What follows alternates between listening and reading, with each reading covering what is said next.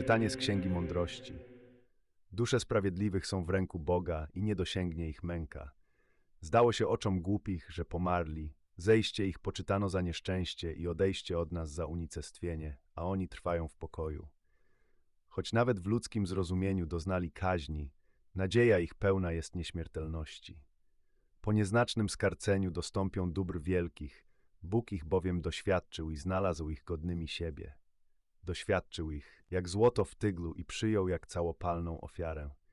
W dzień nawiedzenia swego zajaśnieją i rozbiegną się jak iskry po ściernisku. Będą sądzić ludy, zapanują nad narodami, a Pan królować będzie nad nimi na wieki.